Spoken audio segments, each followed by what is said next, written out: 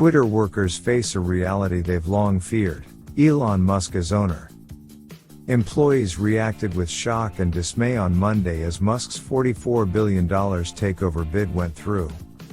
Twitter employees reacted with shock and dismay Monday as a new reality sank in. Elon Musk, the world's richest man, free speech defender and strong critic of Twitter, would be the company's new owner. On Twitter, in private messages and in interviews with The Washington Post, employees expressed fear about Musk's $44 billion takeover. Twitter CEO Parag Agrawal, along with board chair Bret Taylor, held an internal town hall on Monday afternoon in which the leaders tried to assure anxious staff but offered few direct answers. A central concern was that Musk would attempt to break down safeguards to protect everyday users that staff had built over many years, according to the interviews and tweets, as well as audio from the town hall obtained by the Post. Some tweeted tear-filled emoji and memes of people having emotional breakdowns, while others told the Post they were too in shock to speak. At Monday's town hall, leaders were vague in response to questions about future layoffs, changes to the company's approach to free speech and safety, and whether the company will continue to make money from advertising. "Totally understand that this is entertainment for some," one employee tweeted. "But please understand that this is certainly not entertainment for me. The news today is so crazy I literally forgot I have COVID," another tweeted. Not all employees were pessimistic about Musk's arrival. Elon did not tie up 20% of his net worth to destroy Twitter, a Twitter employee told the Post, noting that the company was behind its peers on many fronts. "I personally think a change like this may be what Twitter needs." The employee described being cautiously optimistic about Musk. To many observers and employees, Musk's acquisition bid looked unlikely at first. Musk didn't appear to have enough funds to make the offer on his own, and Twitter's board appeared to attempt to derail the deal. But in recent days, Musk said he secured the financing through loans, and on Monday, the company announced in a news release that the acquisition had gone through. The acquisition, which would rank among the largest ever activist takeovers of a publicly traded company, would take the company private over the course of 3 to 6 months, executives said in the town hall. Musk's involvement in Twitter, which began this month when he made public that he had acquired a large stake in the company, had already produced outcries from employees. In dozens of internal messages obtained by the Post, workers expressed worries that the firebrand Musk could inflict damage to the company's culture and make it harder for people to do their jobs. Observers and misinformation researchers echoed the criticism.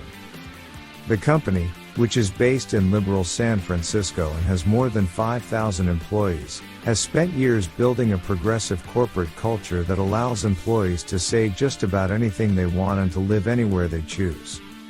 Twitter was the first company to take action against former President Donald Trump for his tweets supporting Capitol rioters on January 6, 2021, and engineering teams have spent years building tools to fight spam, disinformation and hate speech under an initiative known as Healthy Conversations. "I don't know any non-engineer who works on health issues who sees how this helps," said a Twitter employee in an interview in response to questions about Musk's ownership, referring to the company's health division that enforces rules against harmful content such as hate speech and misinformation. Most find it dispiriting.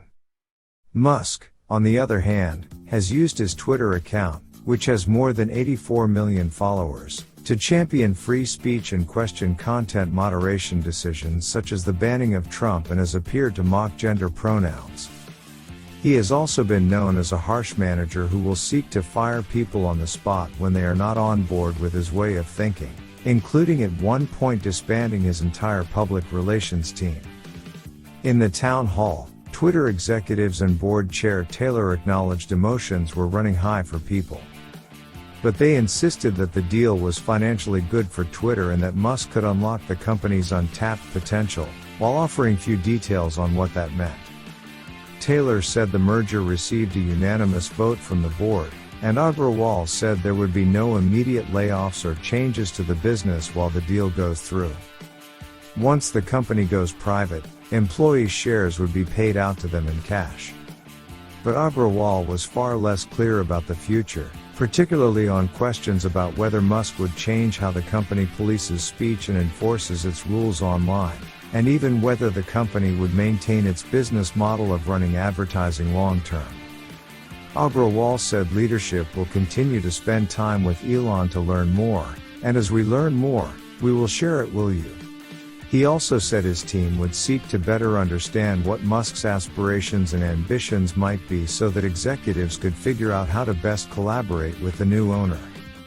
Employees appeared unsatisfied, according to chats during the town hall that an employee described to the Post. A group of employees created a document of questions for Elon Musk, while others asked during the town hall whether he would restore Trump's Twitter account. Some asked whether leadership was concerned about an employee exodus.